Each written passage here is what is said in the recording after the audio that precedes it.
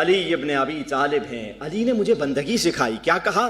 علی نے کہا خدا سے ایسے بات نہیں کی جاتی. جس علی نے ہم کو دعائے کمیل سکھائی، جس علی نے ہم کو دعائیں سکھائیں، اس وقت جبریل کو دعا سکھائی تھی. کہو ایسے انت رب الجلیل انا عبد الذلیل، تو پروردگار جلیل ہے، میں بندہ ذلیل ہوں.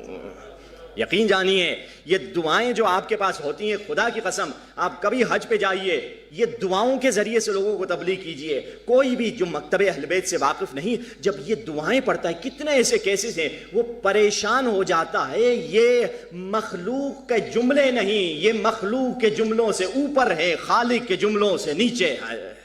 سب یہی بولتے ہیں. دعائے کمیل بہترین وسیلہ ہے، خصوصاً عرب زبان والے تو وہ تو سمجھتے ہیں. اکثر لوگ مکے مدینے میں جاتے ہیں، دعائے کمیل پڑھتے ہوئے برابر والا کوئی اور بندہ دیکھتا ہے، کہا یہ کیا ہے، یہ کیا خزانہ ہے، ہمارے پاس تو ایسا خزانہ ہی نہیں ہے. یعنی یہ وہ عظیم دعائیں جو اہل بیت نے فرشتوں کو سکھائی. اچھا جبریل یہ بتاؤ تمہاری عمر کیسی کتنی ہے؟ کہ یا رسول اللہ عمر کیسے بتاؤں، اس زمانے میں نہ کوئی عیسوی کیلنڈر تھا، نہ ہجری کیلنڈر تھا، نہ قمری کیلنڈر تھا. قمری کیلنڈر، عیسوی کیلنڈر نبیوں کی ولادت سے چلتا ہے. حضرت عیسیٰ کو 2025 سال ہو گئے، رسول اللہ کو 1400 سال کچھ ہو گئے. یہ ہجری کیلنڈر، سارے کیلنڈر انبیاء کے ذریعے سے ہوتے ہیں. یا رسول اللہ، اس زمانے میں کوئی کیلنڈر نہیں تھا، میں کیسے آپ کو اپنی عمر بتاؤں؟ یا رسول اللہ ایسے بتا دیتا ہوں کہ نجم یطلع کل 30,000 سنۃ، ایک ایسا ستارہ ہے جو ہر 30,000 سال میں ایک مرتبہ چمکتا ہے. وَأَنَا رَأَيْتُهَا 30,000 مرہ، اور میں نے اس ستارے کو 30,000 مرتبہ دیکھا ہے. یہ میری عمر ہے، یعنی 30,000 ملٹیپلائی بائی 30,000. یہ جبریل یہ تمہاری عمر ہے، اس ستارے کو اتنے مرتبہ دیکھے ہو؟ ہاں مولا. جبریل بتا کیا پھر سے اس ستارے کو دیکھ لو، پہچان لو گے؟ کہا یا رسول اللہ کیوں نہیں پہچانوں گا. وَأَنَا رَأَيْتُهَا 30,000 مرہ، میں نے اس ستارے کو جبکہ 30,000 مرتبہ دیکھا ہے، کیوں نہیں پہچان لوں گا؟ ایک مرتبہ رسول اللہ کی آواز آئی، یا علی خذ العمامۃ عن جبہتک، یا علی امامے کو پیشانی سے ہٹانا. امامہ پیشانی سے ہٹا. جبریل نے علی کی پیشانی میں وہی نور دیکھا جس کو صدیوں سے ستارہ سمجھتا ہوا آ رہا تھا.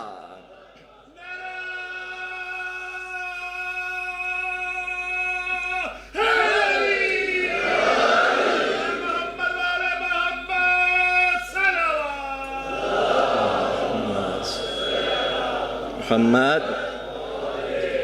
انہوں نے فرشتوں کی بھی مدد کی ہے. سخی وہی ہے جو کہ سائل کو رد و قد نہ کرے. توجہ ہے عزیزان محترم، سخی وہی ہے جو سائل کو رد و قد نہ کرے، کرے جو کوئی سوال اسے رد نہ کرے. سخی وہی ہے جو سائل کو رد و قد نہ کرے، کرے جو کوئی سوال اسے رد نہ کرے. میں تیرا اعتراض کیسے مانوں واعظ، علی علی نہیں رہتا گر مدد نہ کرے.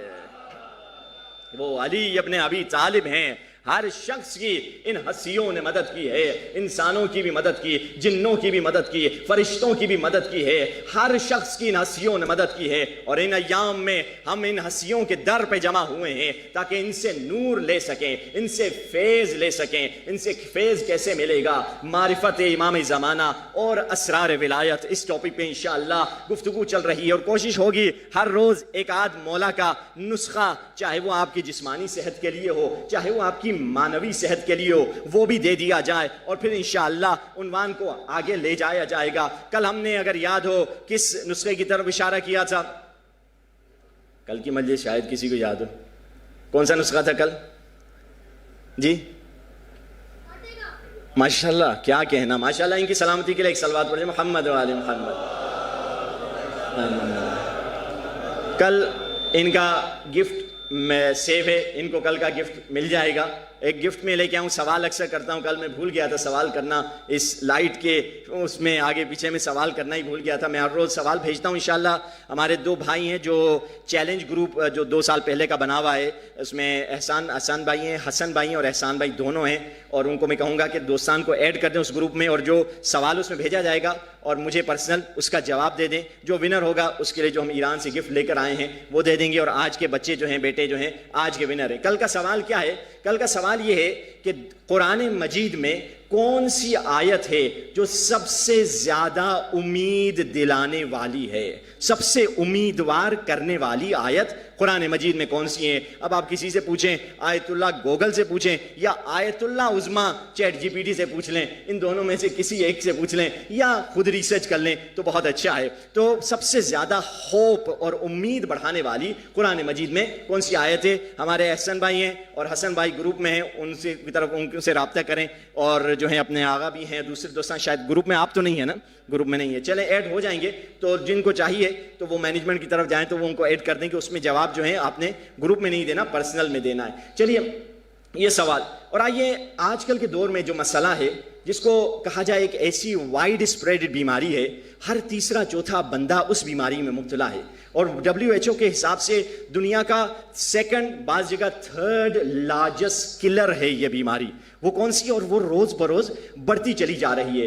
وہ ہے ڈپریشن کی بیماری. خصوصاً انفارچونیٹلی عورتوں میں ڈپریشن زیادہ شکار ہوتے ہیں اپنے مختلف پریشانی کی وجہ سے, گھر کے ٹینشن, بچوں کی ولادت اور مختلف جو عورتوں کی جو مسائل ہوتے ہیں اس کی وجہ سے وہ زیادہ. مگر مرد بھی, حتیٰ میں نے دیکھا کچھ ایسے طالب علم ہیں وہ ڈپریشن کے شکار ہیں. آپ دیکھیے جب ایلن مسک اور ٹرمپ کا جھگڑا ہوا تو ٹرمپ نے کہا یہ بندہ جو ہے ڈرگی ہے, ہیروئنی ہے, تو اس نے انٹرویو میں کہا میں ڈرگی نہیں ہوں, ایک زمانے میں اینٹی ڈپریسنٹ دوائیاں کھا رہا ہوتا تھا, ڈاکٹر نے مجھے کہا تھا ٹوائس اے ویک جو ہے اینٹی ڈپریسنٹ. یعنی وہ ہمارے دور کا قارون ایلن مسک جس کے پاس دولت ہے, پیسہ ہے, ہر شے, اس کو بھی ڈپریشن ہو گئی. یہ ڈپریشن کیا ہے؟ پیسے کے باوجود ڈپریشن, پیسے, گاڑی ہے پھر بھی ڈپریشن, گھر ہے پھر بھی ڈپریشن, بنگلہ ہے پھر بھی ڈپریشن, اولاد ہے پھر بھی ڈپریشن. کیا ریزن ہے ڈپریشن کا؟ اور ڈپریشن کا خیر ایک بڑا ٹاپک ہے, آج اس کی طرف ایک اشارہ کرتا ہوں جس پہ سائنس نے بھی ریسرچ کی ہے, پھر انشاءاللہ ہم بتائیں گے کہ اہل بیت نے اس کے بارے میں کیا بتلایا. ایک ریسرچ ہے کہ effect of holy Quran audio therapy on depression and anxiety, کہ قرآن کو سننے کا, تلاوت کو سننے کا کتنا اثر ہے انسان کی ڈپریشن میں. اور اس کی سمری یہ ہے, a study gave holy Quran audio therapy to heart surgery patient, جن پیشنٹ کو ہارٹ سرجری ہونی تھی اس سے پہلے انہوں نے ان کو قرآن سنوایا, to see whether it would be helpful with anxiety and depression, کیا anxiety and depression ان کا بہتر ہوگا یا نہیں. Patient listened to Quran recitation for short sessions over 2 days compared with those patients who did not get the therapy. یہ patients کو, یہ summary ہے اس ریسرچ کی, جن کو قرآن سنایا گیا تھا ان کا depression level, anxiety level check کیا, اور جن کو قرآن نہیں سنایا گیا تھا ان کا ڈپریشن لیول چیک کیا گیا. Those who had lower depression and anxiety level afterwards, so اس کا نتیجہ یہ ہوا, listening to the Quran helped the patient feel better mentally after the surgery. اور اسی طرح کی بہت ساری ریسرچ اور سائنٹیفک ریسرچ ہیں کہ جس نے قرآن سنا ان کی بیماری دماغ کی گھٹتی چلی گئی, ان کی پریشانیاں ڈپریشن گھٹتا چلا گیا. اب وہ چوتھے امام کی حدیث یاد آتی ہے. چوتھے امام کیا فرماتے ہیں, اے خدایا اگر تو مجھے دنیاؤں سے الگ کر دے, جہاں نہ اولاد, نہ بیوی, نہ دوست, نہ رشتہ دار, میں اکیلا رہ جاؤں, مگر اگر میرے ساتھ قرآن ہوگا مجھے کوئی پریشانی نہیں ہوگی. محمد والے محمد لنگر صلوات اللہم علی محمد. یہ قرآن وہ کتاب ہے, ہمارا مہینہ محرم کا عزاداری کا ہے, اور روح عزاداری کون ہے؟ حسین ہے. اور حسین کیا کر رہے تھے؟ نو کے نیزے پہ قرآن پڑھ رہے تھے. حسین نے شب عاشورہ کیا کیا؟ قرآن کی تلاوت کی ہے. ہر امام مولا فرما رہے ہیں حدیث میں, کوئی دن تیرا نہ گزرے مگر یہ کہ تو نے کم از کم 60 یا 70 قرآن کی آیتیں تلاوت کی ہو. میرا پورا دن گزر گیا, میں نے ایک آیت تلاوت نہیں کی. علامہ مجلسی اپنے بیٹے سے کہتے ہیں, بیٹا میرے لال ہو سکے تو دن میں ایک پارہ ضرور قرآن کی تلاوت کر دینا, کیونکہ قیامت کے دن آواز آئے گی, اقرا ورقہ, پڑھو اور سیڑھیوں سے اوپر جاؤ. جس نے دنیا میں زیادہ قرآن پڑھا ہوگا وہ اتنے اوپر لیول پر جائے گا. جس نے زندگی میں 10 ختمے نکالیں وہ اتنا اوپر جائے گا. جس نے 500 ختمے نکالیں وہ اتنا زیادہ اوپر جائے گا. جتنا قرآن پڑھو گے تیرا جنت میں اتنا مقام. دنیاوی فائدے تو آپ سن چکے ہیں کہ کئی مشکل کئی حتیٰ جو انٹرویوز آتے ہیں, بڑے ایکٹرز ہیں جو مسلمان ہیں ہالی ووڈ کے بالی ووڈ کے یا تو فٹ بالرز یہ سیلیبریٹیز وہ خود کہتے ہیں ہم قرآن پڑھتے ہیں سکون کے لیے. یہ تو دنیاوی سکون ملتا ہی ملتا ہے یہ قرآن میں, کیونکہ قرآن نے خود کہا ہے الا بذکر اللہ تطمئن القلوب, نہ عزت سے نہ دولت سے نہ گھر آباد کرنے سے تسلی دل کو ملتی ہے خدا کو یاد کرنے سے. نعرہ تکبیر, اللہ اکبر. رسالت, سلیمانیت زبان نعرہ حیدری, محمد کی عظمت میں بلند تر صلوات. صلی علی. یہ سکون تو ملتا ہے مگر ہم اگرچہ دنیاوی بینیفٹ, کیونکہ ہر عبادت کے دنیاوی بینیفٹ بھی ہیں اخروی بینیفٹ بھی ہیں, ہم دنیاوی بینیفٹ بھی لیتے ہیں مگر اخروی بینیفٹ کے لیے کر رہے ہیں کیونکہ دنیا 60-70 سال ہے. وہاں کیا ہے, وہ نیور اینڈنگ دنیا ہے, وہ ایور لاسٹنگ دنیا ہے, وہ ہمیشگی ہے, وہ ابدی ہے, وہ اس کا کوئی انتہا نہیں, اس کا کوئی سرا نہیں ہے. اسی لیے فرمایا قرآن سے ہمیشہ اٹیچ رہو, قرآن سے ہمیشہ قرآن کی تلاوت کیا کرو, ہمیشہ قرآن کے ساتھ مانوس ہو جاؤ. اگر کسی سے کہا گیا, آیت اللہ بہجت کہتے ہیں, لوگ شکایت کرتے ہیں امام زمانہ غیبت میں, ہاں ٹھیک ہے امام زمانہ غیبت میں, مگر آیت اللہ بہجت فرماتے تھے امام تو غیبت میں ہیں مگر مولا تمہارے گھروں میں موجود ہیں, تم مولا کی طرف جاتے ہی نہیں ہو. ہمارے گھر میں کہاں مولا آ سکتے ہیں, ہم تو گنہگار ہیں, دعا کرتے ہیں الاجل مولا آ جائے. آقا بہجت فرماتے ہیں تم سب کے گھروں میں امام زمانہ موجود ہیں مگر تم جاتے نہیں ہو. پوچھا کہاں ہے امام زمانہ, کہا اگر امام زمانہ کے دیدار کا دل کرے قرآن کے صفحوں کا دیدار کر دیا کرو. یہ قرآن, یہ اونچی صلوات پڑھو اللہم اللہ. یہ قرآن دیدار امام زمانہ ہے, وہ ناطق قرآن, یہ سامت قرآن, یہ دونوں قرآن ہے. امام زمانہ آئیں گے کیا پڑھیں گے, ہمارے لیے ممبر پہ قرآن ہی تو پڑھیں گے. ہم عجیب ہے قرآن سن کر بور ہو جاتے ہیں. اگر امام زمانہ آگے پہلے دن تو بڑا مجمع ہوگا کہ امام زمانہ آئے, پھر آہستہ آہستہ مجمع گھٹتا چلا جائے گا, بور ہو رہے ہیں. کیوں, کیونکہ مولا قرآن پڑھ رہے ہیں, ہمیں قرآن میں بور ہو جاتے ہیں. باقی ڈرامے دیکھنے میں 2-2 گھنٹے 4-4 گھنٹے بیٹھ جاتے ہیں مگر قرآن کا آدھا صفحہ 2 صفحے پڑھ لیے تھک گئے. چلیے کہاں سے اسٹارٹ کریں, ہم ابتدائی ہیں, ہم شاید ایک پارا ڈیلی کا نہ پڑھ سکے. بہت آسان نسخہ علماء نے بتلایا ہے, بزرگان نے بھی کہا ہے, یہ 2 کام اپنے دن کو 2 بریکٹ لگا دیں, ایک بریکٹ صبح کا قرآن کا, ایک بریکٹ شام کا قرآن کا. وہ کیسے, صبح کو ایک یاسین پڑھ دیں اور ہدیہ دے دیں اپنے زمانے کے امام کو, اور رات کو سورہ واقعہ پڑھ کے ہدیہ کر لیں بی بی سیدہ سلام اللہ علیہا کو. جی یہ اونچی صلوات پڑھیں محمد و آل محمد صلی علی محمد. تو کم از کم فرمایا وہ غافلین میں سے نہیں ہے جو کم از کم 60-70 آیتیں دن میں پڑھتا ہے. تو 60-70 آیتیں تو یاسین اور سورہ واقعہ میں اس سے زیادہ ہو جاتی ہیں. کم از کم بندہ یہ پڑھ لے کہ اپنی زندگی میں کچھ تبدیلی لے کر آئے, اپنی زندگی میں کچھ بہتری لے کر آئے. تو یہ قرآن کا وہ نسخہ ہے جو اہل بیت نے ہمیں بتلایا ہے. اب آئیے اپنے موضوع کو آگے بڑھاتے چلیں. ہم چاہتے ہیں مولا کی معرفت ملے, معرفت کے بعد محبت آئے گی. مسئلہ یہ ہے کبھی کبھار ہماری زندگی میں ایسے ہوتا ہے ہماری محبتیں خالص نہیں ہوتی ہیں, ہماری محبتیں میں پیورٹی نہیں ہوتی. ہم علی سے محبت کرتے ہیں, کیوں, مولا علی جنت میں لے کر جائیں گے. جیسے ہم کوئی کہیں گئے پارٹی بازی ہے کہ وہ سادہ بندہ ہے, اس کو بھیج دو, ساتھ کوئی نہیں, جیسا بھی ہے اس کو بھیج دو, ہماری پارٹی کا بندہ ہے. مولا علی تو ہر حال میں تو جنت میں نہیں لے جائیں گے لوگوں کو, یار کیسا بھی ہے میں اسے جنت میں لے جاؤں گا. مولا علی خود کہہ رہے ہیں اعینونی, اے شیعو تم میری مدد کرو. ہم صبح سے شام ہم یا علی مدد کہتے ہیں, علی مجھے کہہ رہے ہیں تم میری مدد کرو. ہاں نہج البلاغہ میں فرمایا اعینونی, تم میری مدد کرو. مولا ہم کیسے مدد آپ کی کریں؟ فرمایا اعینونی بورع, اپنے تقوی سے تم علی کی مدد کیا کرو. ایک ایرانی شاعر نے شعر میں لکھا کہ اگر, جیسے بعض لوگ کبھی کبھار بے معرفتی سے کچھ اشعار لکھ دیتے ہیں نا, کہ شاعر نے کہا کہ اگر معاملہ حاشر با علیس پس ہرچه خواہی بیشتر گناہ کن. اس کا مطلب یہ ہوا کہ اگر قیامت کا حشر کا معاملہ علی کے ساتھ ہے تو جتنا چاہو جی بھر کے گناہ کرو, علی معاف کرا دیں گے. علی تو بڑے مولا ہیں. تو خواب میں اس سے مولا علی کو دیکھا. مولا علی نے کہا یہ کیسا تم نے شعر لکھا ہے؟ ہاتھ جوڑ کے کھڑا ہو گیا, مولا معافی, جذباتی ہو گیا تھا, آؤٹ آف کنٹرول ہو جاتا ہے انسان, کیونکہ آپ کی محبت میں وہ موج ہے, وہ جوش ہے, کبھی کبھار ہم بھی آگے نکل جاتے ہیں. مولا معاف کیجیے گا, آپ بتائیے کیسے لکھنا تھا. اب مولا نے یہ شعر کریکٹ کر کے بتایا. مولا نے کہا اپنے شعر کو ایسے کریکٹ کرو. کیا فرمایا؟ کہا اگر معاملہ حاشر با علیس شرم از رخ علی کن کم تر گناہ کن. اگر علی کے ساتھ قیامت کے دن تیرا معاملہ ہے تو کچھ علی کے چہرے سے شرم کرو, کم تر گناہ کرو. یہ علی نے بتلایا کہ ہم اگر چاہتے ہماری سچی محبت, علی پارٹی بازی نہیں کریں گے کہ بھائی یہ سب کوئی نہیں چلو اسے جنت میں لے کر جاؤ. مولا اپنے عقیل کے ساتھ کیا کرتے ہیں؟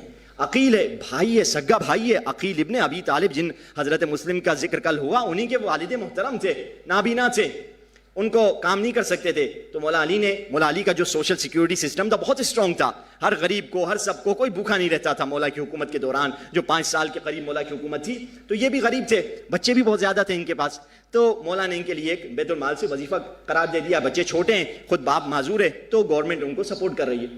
ایک دن انہوں نے مولا کو بلایا, دسترخوان بچھایا اور مہینے بھر کی جو سیونگ کی اور اسے اچھا کھانا کھلانے کے لیے مولا کو بلایا.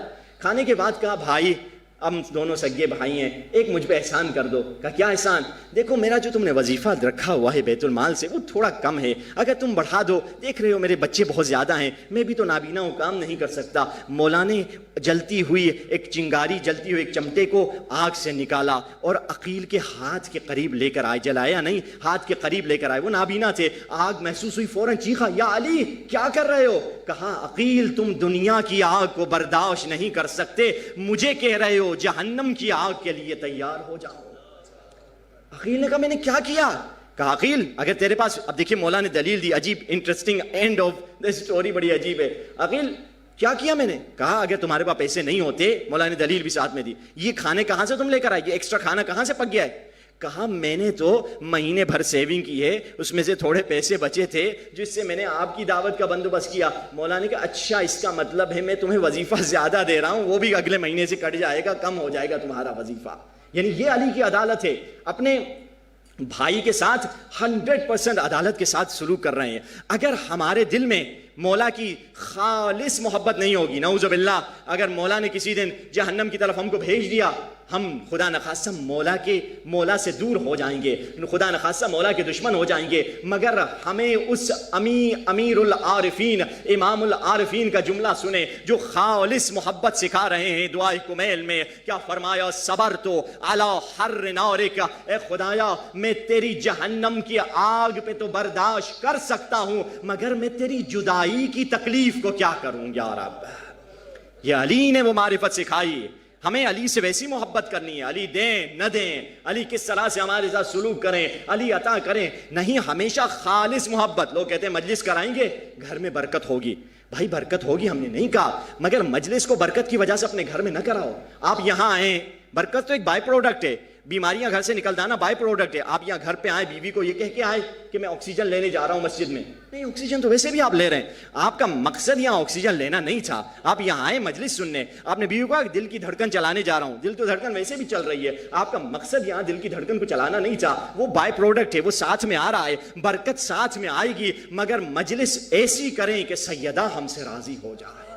اگر ایسی مجلس ہو تو اس وقت انسان خیال کرے گا, اس وقت انسان پارٹی بازی نہیں کرے گا کہ میں کہ اتنا بڑا تعام کروں, اتنے بڑے تبرک کروں, یہ ہو جائے. نہیں, مولا کے لیے مجلس وہ ادا کرے گا, 100% خالص ہوگی مجلس. ہاں بیماریاں نکلنے کے لیے کبھی اور مجلس کیا کریں, پورے سال میں ایسی مجلسیں رکھیں جو گھر سے بیماریاں نکل جائیں. اہل بیت فرماتے ہیں, میں یہ نہیں کہہ رہا کہ اہل بیت سے چیزیں نہ مانگیں, منتیں نہ مانگیں, اولاد نہ مانگیں, بیٹے نہ مانگیں. مولا خود ہمیں کہتے ہیں کہ اے 8ویں امام فرماتے جب تمہیں کوئی مشکل آئے تو تم آگے ہم سے مانگو. خدا موسیٰ سے کہتا ہے موسیٰ اپنے کھانے کا نمک بھی مجھ سے مانگو. خدا کہتا ہے اپنے نبی سے اپنے جوتوں کے تسمے باندھنے کی طاقت بھی مجھ سے مانگو. ہر شے اہل بیت سے مانگو. مگر خالص محبت یہ ہے کہ جو ہم میں اور ایک کافر میں فرق لا کر آتی ہے. آپ سندھ میں چلے جائیں, آپ ہندوستان چلے جائیے, وہاں ہندو رہتے ہیں اور عزاداری میں کیا کرتے ہیں, سب مومنین بتاتے ہیں باہر ملک ملتے ہیں وغیرہ تو ذوالجناح کے سامنے جھکتے ہیں, دودھ ڈالتے ہیں, یہ کرتے ہیں, مجلس آ کے سنتے ہیں. ہندو سے پوچھتے ہیں تم کیا کر رہے ہو یہاں, مسلمان ہو گئے ہو؟ کہ نہیں میں تو ہندو. کیا ہوا, کیوں آتے ہو ادھر؟ کہا 10 سال پہلے میری بیوی کو ہمیں بچہ نہیں ہو رہا تھا, ہم نے آ کے منت کی, مولا عباس کی, فلاں منت کی, اور اللہ نے ہمیں اولاد دے دی. اب وہ 10 سال 20 سال پرانی منت کو ہم کرتے ہوئے آ رہے ہیں. اب یہ کس کی عقیدت ہے؟ یہ ایک ہندو کی عقیدت ہے. اگر میں بھی یہ سوچ کر آؤں کہ مولا میری خالی یہ سوچ کر آؤں مولا میری منتیں پورے کریں گے, مجھے یہ رزق ملے گا, مجھے یہ فائدہ ملے گا, تو میری اور ہندو کی عقیدت میں کیا فرق رہا ہے؟ میری بھی وہی عقیدت ہو گئی جو ایک ہندو کی عقیدت ہے. عقیدت اگر خالص ہوگی, انسان خالص مولا سے محبت کرے گا. اب یہ خلوص محبت ہمیں کیسے ملے گی؟ خلوص محبت اگر نہیں تو انسان گمراہ ہو سکتا ہے. اس کی وجہ یہ ہے کہ انسان میں ذات کی محبت ہے. شرط اول یہ ہے اپنی ذات کی محبت کو آقا کی محبت میں فنا کرنا ہوگا. اپنی ذات کی محبت کو آقا کی محبت میں فنا کرنا ہوگا. دیکھیے آپ, ایک عابد تھا, 20 سال عبادت کیا, اسے اللہ کی طرف سے فرشتہ ہر روز کھانا لا کے دے دیتا اور یہ کھانا کھاتا. 20 سال کے بعد ایک ایسی رات آئی کہ اسے کھانا نہیں ملا. اب یہ بھوکا رہ گیا پورا دن. پہاڑ سے نیچے اترا, وہاں ایک کافر مشرک کا گھر تھا. اسے مجھ سے کچھ 3 روٹیاں مانگی. مشرک نے اسے روٹیاں دے دی. یہ روٹی لے کر اوپر جا رہا تھا کھانے کے لیے, کتا اس کے پیچھے لگ گیا. اس نے کتے کو 1 روٹی پھینکی, اس نے کھا لی, پھر پیچھے لگ گیا. دوسری روٹی پھینکی, کھا لی, پھر پیچھے لگ گیا. تیسری روٹی پھینکی, پھر کھا لی, پھر پیچھے لگ گیا. اب ایک مرتبہ کھانے کے بعد اسے غصہ آیا کہ 3 روٹیاں مشرک سے لے کر آیا تھا اور اس کتے نے میری ساری روٹیاں کھا لی. اسے غصے میں کہا, کتا پھر بھونکتا رہا. اس نے کتے سے کہا اور کیا چاہیے, ساری میری 3 روٹیاں کھا لی. کتا اللہ کے حکم سے بولنے لگا, مجھے اللہ نے بھیجا ہے اور یہ کہہ کر بھیجا ہے 40 سال ہم نے مانگے بغیر تجھے روزی عطا کی, تم نے کوئی شکر نہیں کیا. ایک رات ہم نے تمہیں روزی نہیں دی, تم ہمارے دشمن کے پاس چلے گئے تاکہ اس سے روزی لے لو جو ہمیں مانتا نہیں. تیرے دل میں ہماری نہیں اپنی ذات کی محبت بھری ہوئی ہے.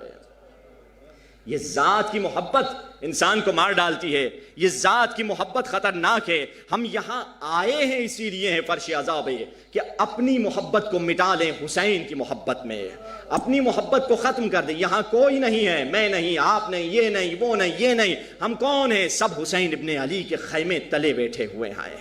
سب حسینی ہیں یہاں کوئی اوپر نیچے نہیں ہے, یہاں سب برابر ہیں, ہم حسینی ہیں. اب سوال یہ ہے کہ یہ ذات کی محبت کیسے ختم ہوگی؟ اکثر ہم نے دیکھا ہے کہیں ہم جاتے ہیں, مومنوں میں اختلاف ہوتے ہیں, 200 مومن ہوتے ہیں, 5 پارٹیاں بنی ہوئی ہوتی ہیں. اس کی وجہ کیا ہے؟ یہ وہی ذات کی محبت ہے کہ ہر بندہ چاہتا ہے میں لیڈر بنوں, چودراہٹ مجھے میرے پاس جھنڈا ہو, میں بڑا لیڈر بنوں. اور یہی ان کو مار دیتی ہیں. جب تک صدر ہوتے ہیں تو جھاڑو دے رہے ہوتے ہیں, جیسے صدارت گئی بندہ غائب ہو گیا. ارے صدر صاحب نظر نہیں آ رہے, ہاں وہ ایکس صدر ہو گئے اسی لیے نہیں نظر آ رہے ہیں. ارے اللہ کے گھر میں تو آؤ, تم صدارت کے لیے مسجد میں خدمت کرتے تھے یا اللہ کے لیے خدمت کیا کرتے تھے؟ یہ ساری حب ذات کی نشانیاں ہیں اور حب ذات کی وجہ سے ریاست طلبی آتی ہے. یہ جو اسرائیل لڑ رہا ہے, یہ جو امریکہ حملے کر رہا ہے, اسے کیا چاہیے؟ رہبر معظم نے خود کہا اپنی تقریر میں, یہ جو آخری تقریر تھی, کہ اسرائیل امریکہ ہم سے کیا چاہتا ہے کہ ہم سرنڈر کر دیں, ہم اس کی ریاست کو مان لیں, ہم اس کی لیڈرشپ کو مان لیں,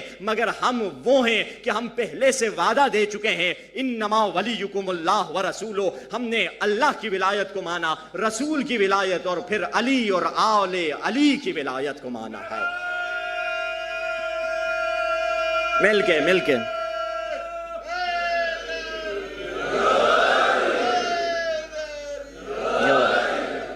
یہ ریاست طلبی ہے جو اتنے خون بہا رہی ہے.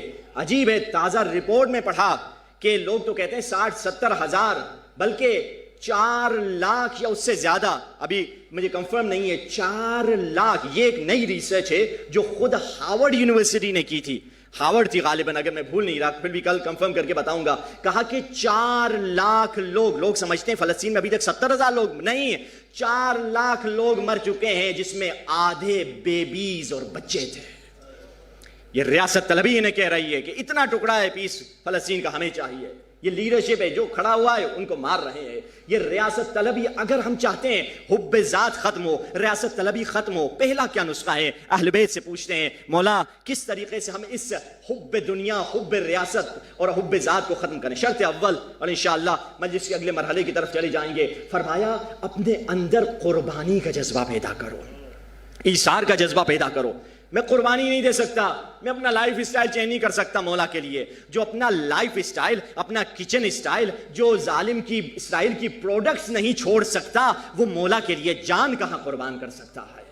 یہ ہم میں اگر کمفرٹ زون میں چلے گئے ہیں کہ ہم اسرائیلی پروڈکٹس کو استعمال کرتے رہیں گے, تب ہمیں کبھی ہدایت نہیں ملے گی. مولا نے فرمایا کہ اگر چاہتے ہو حب ذات ختم ہو, اس کا شرط اول یہ ہے کہ اپنے اندر ایثار پیدا کرو, قربانی پیدا کرو. سید مہدی قوام آیت اللہ ہیں, کہتے ہیں برزخ میں جب انہوں نے ایک بڑی جنت, کسی نے خواب میں دیکھا برزخ میں بڑی جنت ہے, کہا آپ کو یہ جنت کیسے ملی؟ کہا ایک دن میں بارش ہو رہی تھی تیز تہران میں, اور نالے میں ایک کتا پڑا ہوا تھا. میں نے دیکھا کتا ڈوب رہا ہے, میں نے سوچا کتے کو نکالوں اور کتے کو بچاؤں, مگر میں نے سوچا میرے کپڑے نجس ہو جائیں گے اور میں بھی خود گندا ہو جاؤں گا. کتے کو نکالنا اس وقت نہ رسی تھی نہ کیا, انسان تو نہیں ہے رسی دے ہم اس کو نکالیں, کسی ذریعے سے اس کو نکالنا ہوتا, مجھے خود نالے میں اترنا ہوتا. کہا میں اترا, میں نے کتے کو نکالا, اپنے بھی کپڑے نجس کر دیے, گندے کر دیے, اور قیامت اور برزخ میں مجھے جو بھی اجر ملا ہے اسی کتے کو بچانے کے نتیجے میں ملا ہے. اسے قربانی دی, ایثار کیا. قربانی اگر زندگی میں آ جائے, کربلا کا درس ہی قربانی ہے. اگر کسی نے کربلا سے درس ایثار اور قربانی نہیں سیکھی, کچھ نہیں سیکھی, ویسے ہی آیا گیا ہے, ویسے ہی آیا یا حسین کر کے چلا گیا ہے. یعنی یزیدی کیمپ میں کھڑے ہو کے لبیک یا حسین کہہ رہا ہے, جو اس طرح کا کیریکٹر اس کا ہے. یزیدی کیمپ میں کھڑے ہو کر لبیک یا حسین کا فائدہ نہیں ہے, پہلے حسینی کیمپ میں آؤ پھر لبیک یا حسین کہو. یعنی مجھے ایثار نہیں کرنا, مجھے قربانی نہیں کرنی, مگر یا حسین میں ضرور کروں گا. یعنی عمل میں میری فکر وہی ہے کہ میں انڈیویجولزم جو کہتے ہیں کہ میں ہوں, بس میرا گھرانہ, میری فیملی, باقی مجھے کیا دنیا میں کیا ہو رہا ہے. اگر اس طرح کی کوئی فکر ہے, ہم حسینی نہیں بن سکے. ہم جس مجلس میں یہ بیداری نہ ملے وہ مجلس نہیں ہے, جس محرم سے یہ پیغام نہ ملے, پیغام بیداری نہ ملے, وہ محرم نہیں ہے. عزاداری کا پیغام یہی ہے, بے ای ذنب قتلت, اس مظلوم کو تم نے کس جرم میں شہید کیا تھا. 14 صدی پہلے جس مظلوم کو شہید کیا گیا, آج تک ہم اس پر رو رہے ہیں, اور آج روزانہ ڈیلی بیسس پہ 100 مظلوم شہید کیے جا رہے ہیں. اگر میں اسے بھلا دوں, میں نے عزاداری کا حق ادا نہیں کیا ہے. یہ اصل مقصد ہے عزاداری کا. اب کیسے ہمارے اندر حب ذات ختم ہوگی؟ آئیے مولا علی سے پوچھتے ہیں. مولا علی ہیں, مولا حسن ہیں. مولا علی کہتے ہیں بیٹا حسن, 40 دن پہلے میرے نفس نے مجھے کہا تھا کہ مجھے کباب کھانے کا دل کر رہا تھا. اس وقت میں نے نفس کی بات کو نہیں مانا, کیونکہ نفس کی بات کو اگر فوراً مان لو تو نفس موٹا ہو جاتا ہے. اب 40 دن ہو چکے ہیں, اب کباب لے کر آ جاؤ. مولا حسن بہت خوش ہوتے ہیں کہ بابا نے اتنے دنوں کے بعد کباب کی ڈیمانڈ کر دی. گئے, کباب بنوائے, روٹی وغیرہ سامنے رکھا. پہلا نوالا مولا علی نے توڑ کے کھانا چاہا, دروازے پر دستک ہوئی. کون ہے؟ سائل ہوں, اے مشکل کشا مجھے عطا کر دیجئے. مولا نے کہا حسن بیٹا یہی کباب نوالا واپس رکھا, یہی کباب اٹھاؤ اور جا کے فقیر کو دے دو. امام حسن کی آنکھوں سے آنسو آ گئے, بابا وہ فقیر ہے, اسی طرح کا دوسرا کباب بنا دوں گا. کہ نہیں بیٹا, قرآن میں خدا نے کہا ہے لن تنالوا البر حتی تنفقوا مما تحبون, اگر راہ خدا میں تمہیں جو دینا ہے سب سے عزیز ترین شے کو راہ خدا میں دے دیا کرو. اور ابھی مجھے کھانوں میں سب سے عزیز یہی ہے, اس کو دے دو راہ خدا میں. یہ قربانی کا جذبہ اہل بیت نے ہمیں دیا ہے, اور کربلا والوں نے بھی ہمیں وہ قربانی کا جذبہ دیا ہے کہ مولا حسین نے اپنا سارا گھرانہ قربان کر دیا. علی اکبر تو بہت عزیز ہے, مگر دین رسول تم سے زیادہ عزیز ہے. عباس تیرے بازو رہے یا نہ رہے, نانا کا دین سلامت رہے. قاسم میرے حسن کی نشانی رہے یا نہ رہے, نانا کا دین سلامت رہے. سکینہ تیرے کانوں میں بالیاں رہیں یا نہ رہیں, مگر نانا کا دین سلامت رہے. زینب تیرے سر پہ ردا رہے یا نہ رہے, مگر نانا کا دین سلامت رہے. یہ قربانی کا درس ہے عزیزو. جیسے محرم شروع ہوتا ہے عزادارو, ایک بی بی جنت البقیع سے اٹھتی ہے اور کہاں جاتی ہے؟ اللہ آپ سب کو شام کی زیارت نصیب فرمائے. آج ہی صبح میں خبروں میں دیکھ رہا تھا, عزاداروں نے شام میں جو عزاداری کے لیے امام بارگاہ سجایا تھا, یہ ظالم جولانی والے آئے, سارے پرچم گرا دیے, گولیاں چلائیں, کسی کو حق نہیں حسین مظلوم پہ یہاں گریا کرے. حسین نے مظلوم، اگر ان کے ہاتھ میں ہوتا یہ بی بی کا روزہ کب تک تباہ کر دیتے، مگر ڈر رہے ہیں، جانتے ہیں کہ یہ کریں گے تو تمام مومنین وہاں ان پر حملہ کریں گے۔ بڑی مشکل میں دعا کیا کریں، خصوصاً جو سیریا کے جو مومنین ہیں، کافی لبنان کی طرف پھنسے ہوئے ہیں، کافی ادھر بھی ہیں، بہت پریشان ہیں، ان پر پابندیاں ہیں۔ عزادارو، یہ سید زادی اٹھتی ہے جنت البقیع سے آ کر شام میں، زینب محرم شروع ہو چکا ہے۔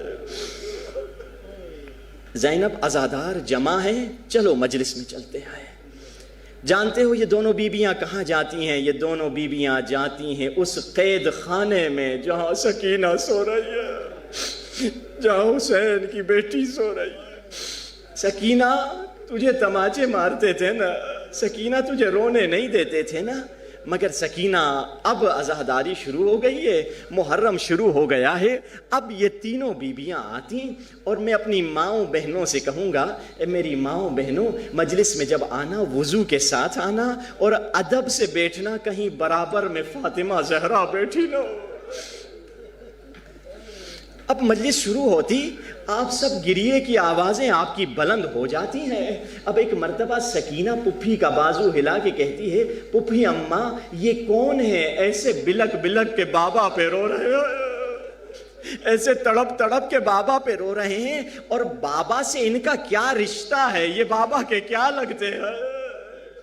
بی بی زینب کہتی، بیٹا یہ تیرے بابا کے عزادار ہیں۔ اگلا جملہ سنو گے، پپھی اماں اگر یہ اتنے چاہنے والے ہیں، یہ کربلا میں کہاں تھے جب میرے چچا کے بازو کٹ رہے تھے؟ السلام علیکہ یا ابا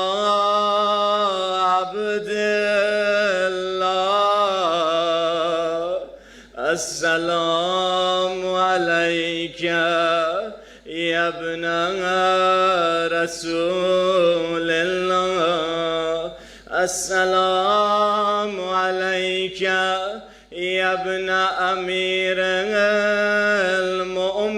المؤمنین وابن سید الوسین، السلام علیکہ یا ابن فاطمہ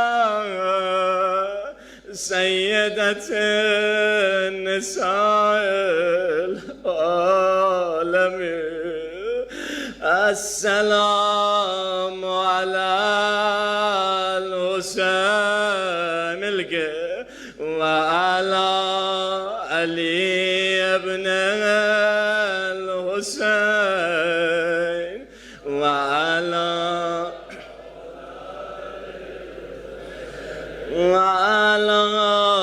اصحاب الحسین۔ عزادارو،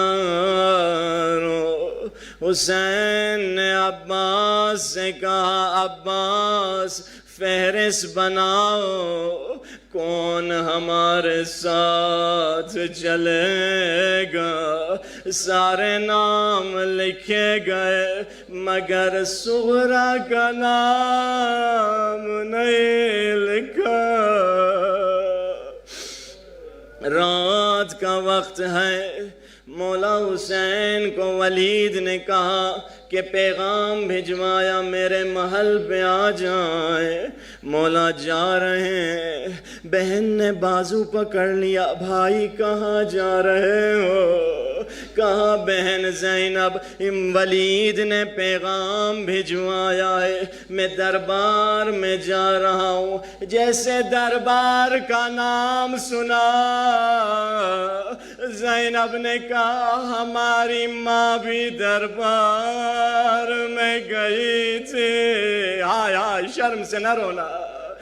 جب واپس آئی سر کے بال سفید ہو گئے تھے۔ ماتم بھی کرتے جاؤ، روتے بھی جاؤ۔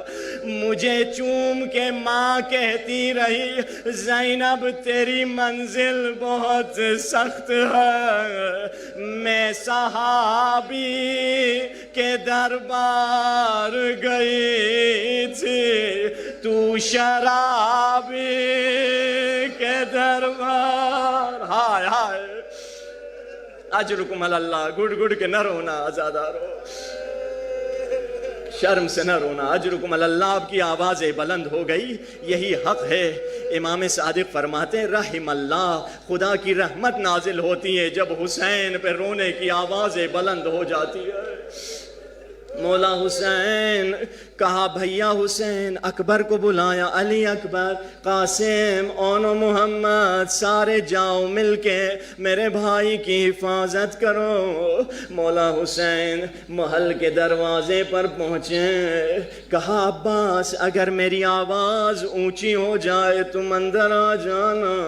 مولا اندر گئے. ولید نے کہا یہ معاویہ مر گیا، یزید خلیفہ بنا ہے اور یزید کو آپ کی بیعت چاہیے. مولا نے کہا کل مسجد میں آ کے بیعت لے لینا. جب مولا واپس پلٹنے جاتے ہیں، مروان ولید سے کہتا ہے حسین سے یا یہی بیعت لے لے، یہی یا تو حسین کو قتل کر دے. جیسے مولا نے یہ سنا، ایک مرتبہ حیدری جلال خون میں ابھرا، آواز بلند ہوئی، کہا اے بدکارہ کے بیٹے تو مجھے قتل کرے گا یا ولید؟ جب آواز بلند ہوئی، یہ آواز عباس کے کانوں سے ٹکرائے.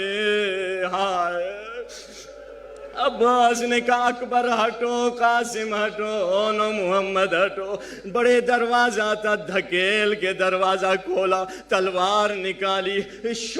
شجاعت حیدری میں آئے. کہا آقا کس نے گستاخی کر دی؟ حسین نے عباس کو سر سے پاؤں تک دیکھا. عباس کی ادا پہ پیار آیا، سینے پہ ہاتھ رکھ کے کہا عباس یہاں مدینہ یہاں نانا کا شہر ہے، خون نہیں بہے گا. میں مولا عباس سے ہاتھ جوڑ کے ایک جملہ کہوں گا، مولا آپ نے مولا حسین کی ہلکی سی آواز اوپر ہوتے سنی، برداشت نہ کر سکے. مولا عباس اس وقت کہاں تھے جب زہرا کا لال اکیلا ذوالجناح پہ ڈگمگا رہا تھا، حال میں ناصر ہائے ماتم بھی کرتے جاؤ، روتے بھی جاؤ. اجرکم اللہ، اجرکم اللہ. عزادارو مولا واپس آئے. ایک کنیز ہے جو سارا منظر دیکھ رہی ہے، کہتی ہے حسین کرسی پہ تشریف فرما ہے. ایک ایک کر کے بیویاں نکلتی ہیں. مولا حسین کہتے ہیں قاسم جاؤ سہارا دو. میں سمجھ گئی یہ قاسم کی ماں ام فروا ہے. پھر کہا علی اکبر سہارا دو. میں سمجھ گئی کہ یہ علی اکبر کی ماں ام لیلا ہے. پھر کہا عباس سہارا دو. میں سمجھ گئی یہ بی بی ام کلثوم ہے. یہ کنیز کہتی ہے میں نے ایک مرتبہ ایک بی بی کو بنی ہاشم کے گھروں سے نکلتے دیکھا. حسین کرسی سے اٹھے، عباس دوڑے، علی اکبر چلے، قاسم چلے. میں سمجھ گئی یہ زینب ہے. اس شان سے سادات کے جھرمٹ میں چلی حبیبی زینب عماری کے پاس پہنچی. عباس نے گھٹنا ٹیک دیا. شہزادی میرے گھٹنے پہ قدم رکھ کے سوار ہو جائے. علی اکبر نے عماری کا پردہ ہٹایا. بسم اللہ پھوپھی. ایک بازو قاسم نے تھاما، ایک بازو حسین نے تھاما. بسم اللہ بہن. مگر زینب سوار نہیں ہو رہی ہے. بہن سوار کیوں نہیں ہوتے؟ کہا عباس آج آپ سوار نہیں کرائیں گے، آج حسین سوار نہیں کرائے گا، آج وہی سوار کرائے گا جو 11 محرم کو سید و ساجدین امام زین العابدین۔ بس ازاداروں اجرکم اللہ، قافلہ چلنے والا ہے مگر آواز آئی مولا ایک قافلے کا سپاہی گھر میں رہ گیا۔ کون سے سپاہی کی طرف اشارہ ہے؟ مولا علی اصغر صغرا کی گود میں رہ گیا۔ صغرا نے کہا میں اصغر سے کھیلوں گی، تم اسے چھوڑ کے چلے جاؤ۔ کہا نہیں۔ پھر صغرا نے کہا اچھا اگر ایسی بات ہے، اگر اصغر خود سے آ جاتا ہے تمہاری گود میں تو اسے لے لو۔ اب ایک مرتبہ بی بی رباب آگے بڑھی، بی بی صغرا نے اصغر کو دیکھ کے کہا بھیا میری لاج رکھ لینا، اماں کی گود میں نہ جانا۔ جیسے بی بی رباب نے ہاتھ بڑھایا علی اصغر بہن سے چمٹ گئے، بہن کی گود نہیں چھوڑے۔ حسین آئے، حسین نے کوشش کی مگر حسین کی گود میں نہیں گئے۔ اب عزادارو یہ تاریخ کا سوالیہ نشان ہے۔ حسین جھکے، علی اصغر کے کان میں ایک جملہ کہا، علی اصغر نے بہن کی گود چھوڑ دی اور حسین چلے۔ پیچھے سے صغرا دوڑتی ہوئی آئی، بابا آپ نے علی اصغر سے کیا کہا؟ علماء کہتے ہیں حسین نے اصغر سے کہا اصغر اگر مدینہ رہنا ہے تو رہ جاؤ، مگر میں اکیلے اتنے تیر کھاؤں گا، وہ تیر جو تیرے حصے میں ہے اپنے سینے پہ لے لوں گا۔ اجرکم اللہ، اجرکم اللہ۔ خدا تم کو کوئی غم نہ دے سوائے غم حسین کے۔ عزادارو یہاں حسین نے اصغر کے کان میں ایک جملہ کہا۔ 2 محرم کو حسین نے سجاد کے کان میں بھی ایک جملہ کہا تھا۔ کب؟ جب عمر سعد نے کہا خیموں کو اکھاڑ دو، پانی سے دور کر دو۔ عباس نے تلوار نکالی، مولا حسین نے کہا عباس پانی پہ جنگ نہیں کرنا، مورخ لکھے گا پانی پہ جھگڑا تھا۔ عباس ہاں یہاں سے خیمے اکھڑیں گے اور تیرا امتحان یہ تو اپنے ہاتھوں سے اکھاڑے گا۔ مولا عباس نے کہا سراک آقا۔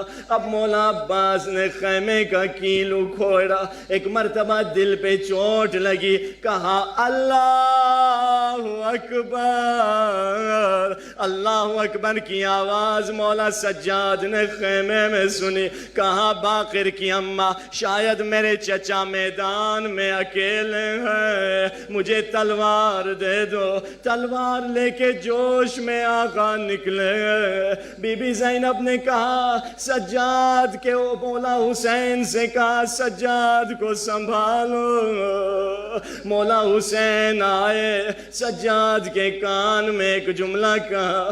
جب مولا زین العابدین واپس خیمے میں آئے، تیور بدلا ہوا تھا، چہرے کا رنگ سفید تھا، ہاتھ سے تلوار گر گئی تھی۔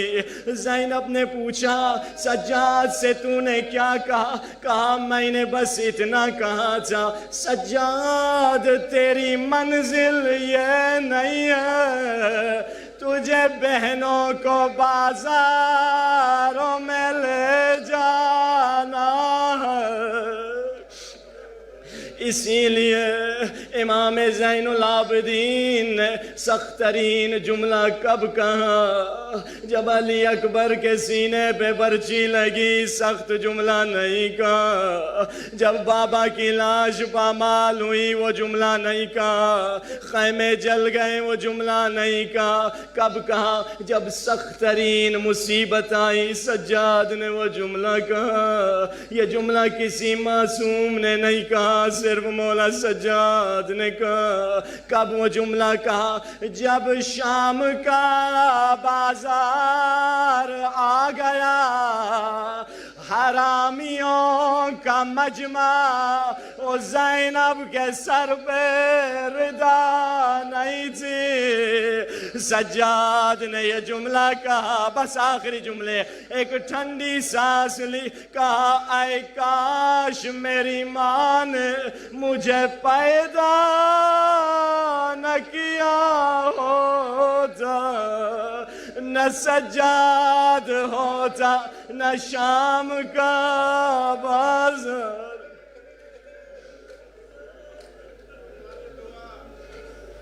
اللہ لعنت اللہ علی القوم الظالمین۔ ماتم حسین۔